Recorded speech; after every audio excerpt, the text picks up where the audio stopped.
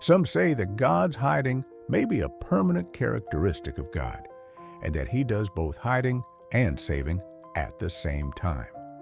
Others say that God's truth is hidden from those who don't want to see it.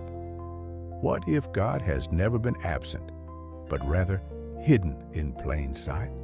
Across time, humanity has sought the divine, yet many claim he is silent, invisible, or even missing. But what if the problem is not God's absence, but our inability to see?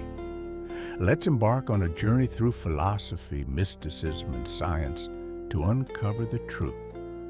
Throughout history, sages, philosophers, and scientists have pondered the existence of God.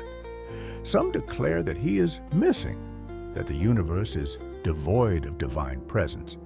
Others, however, suggest that God is not missing, but concealed, either by cosmic design, human perception, or by the nature of reality itself. What does it mean for God to be hidden? Is it a test, a choice, or an invitation to seek deeper truth? The idea of a hidden God is not new. It is echoed across cultures, religions, and even modern science. By philosophical perspective, Plato spoke of the world of forms, a higher reality beyond human senses. Could it be that God's presence exists beyond the limitations of our perception? Nietzsche famously declared, "God is dead." But did he mean that God truly vanished, or that modern humanity had ceased to recognize him? Perhaps, in our materialistic age, we have simply lost sight of the divine. Søren Kierkegaard, the father of existentialism, proposed that God's hiddenness demands a leap of faith, a conscious choice to believe in what cannot be seen with the eyes, but felt with the soul. By mystical and religious views, many spiritual traditions affirm that God is not absent, but veiled. Hermeticism teaches, as above, so below. If God is within us, then finding him requires looking inward, not outward. Kabbalah speaks of the Ein Sof, an infinite, unknowable divine essence that can only be grasped through deep spiritual work.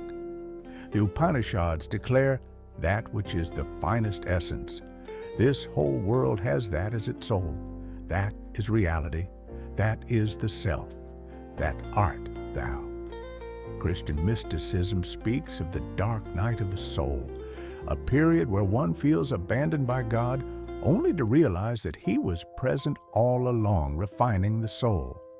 Sufism, through Rumi's poetry, reminds us, "I looked in temples, churches, and mosques, but I found the divine within my heart." The common thread? God is not absent. He is concealed behind veils of perception, ego, and spiritual blindness. By scientific perspectives, could science provide clues to God's hiddenness? Quantum mechanics.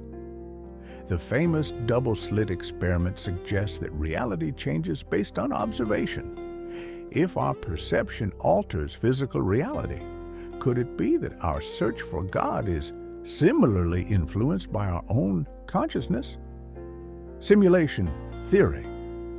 Some scientists, like Nick Bostrom, propose that our universe might be a simulation.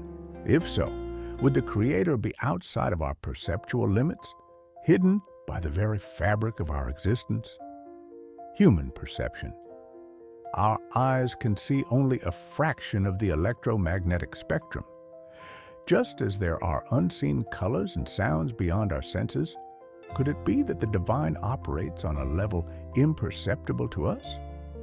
If God is hidden, it may not be because he chooses to be absent, but because our tools for detecting him are insufficient. The idea that God is hidden is not meant to discourage, but to inspire. Hidden things invite seekers, and the greatest truths are found by those willing to look deeper. Perhaps God is like the wind, unseen but felt. Perhaps he is the silence between words, the space between thoughts. Maybe he is woven into the very fabric of reality, waiting for those who truly wish to find Him. Is God missing, or have we been looking in the wrong places? The answer is not meant to be given, but to be discovered. God is hidden, not to punish or abandon, but to invite us into the greatest journey of all, the search for truth. Seek, and you shall find. What do you think? Let the discussion begin.